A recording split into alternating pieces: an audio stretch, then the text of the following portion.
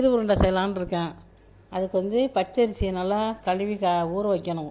ஒரு 2 டம்ளர் தான் போட்டேன், அரைப்படி. அதுக்கப்புறம் வடிகட்டிட்டு சுத்தமாக மிக்ஸி ஜாரில் போட்டு கொஞ்சோண்டு உப்பு போட்டுங்க. போட்டு நம்ம வந்து இப்படி ரவாவோட கொஞ்சம் இதாகவே அரைச்சிங்க, குறன்னு அரைச்சிட்டு தேங்காய் பூ போட்டு நான் நல்லா பிசைஞ்சிட்டேன். ஏன்னா நான் முதலே தான் உப்பு போட்டுட்டேன்ல. பிசைஞ்சு இந்த பிள்ளைங்களுக்கு தாளிச்சது கொடுத்தா சாப்பிட மாட்டாங்க. அதனால நான் ஒரு 5-6 உருண்டை தனியாக உருட்டிட்டேன். வெறும் உருண்டையாக உருட்டி வச்சுட்டேன். அதுக்கப்புறம் நம்ம தாளித்து போடணும். இது நம்ம ஈஸியாக செஞ்சிடலாம். புழுங்கரிசிலையும் செய்யலாம். புழுங்கரிசியில் நம்ம இட்லி ஊறும்போது கொஞ்சம் கூட போட்டால் கூட இதையும் செஞ்சிடலாம். அது நல்லாயிருக்கும், அதுவும் நல்லாயிருக்கும்.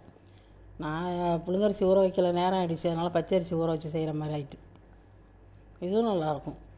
நம்ம தாளிக்கிறதுக்கு வந்து கடுகு, உளுத்தம்பருப்பு, பட்டை மிளகா, கொஞ்சம் பெருங்காயத்தூள், கருவேப்பில்லை எல்லாத்தையும் போட்டு தாளித்து கொஞ்சமாக எண்ணெயை ஊற்றி நம்ம கொட்ட வேண்டியதான். அந்த இதில் மாவில் போட்டு திருப்பி நம்ம இதை விட்டு பிள்ளைங்க இது சாப்பிடாதெல்லாம் உரப்பு. அதனால தான் இதை உருட்டி வைக்க வேண்டியதான். எல்லாத்தையும் ஒரே மாவாக வச்சுக்கிட்டு அதை உருட்டி தனியாக வச்சுட்டு அதுக்கப்புறம் இதை போட்டுங்க தாளித்து கொட்டிட்டு நம்ம இது பண்ணணும்.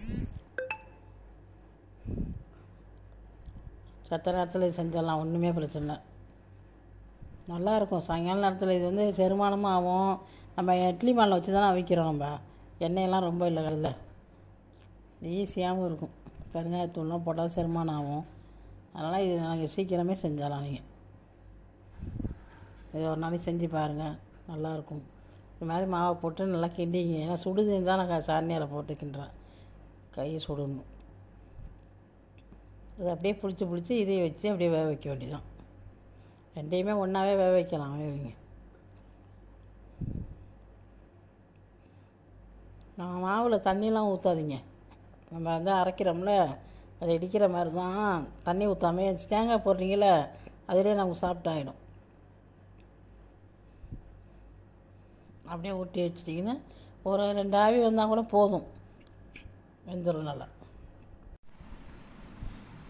இதை நான் வந்து தாளித்து போட்டிருக்கிறேன். கடுகு, உளுத்தம்பருப்பு, பெருங்காயத்தூள், பட்டை மிளகா, கருவேப்பில்லை எல்லாத்தையும் தாளித்து தனியாக வச்சுருக்கேன். இது பிள்ளைங்களுக்காக நான் தாளிக்கலை.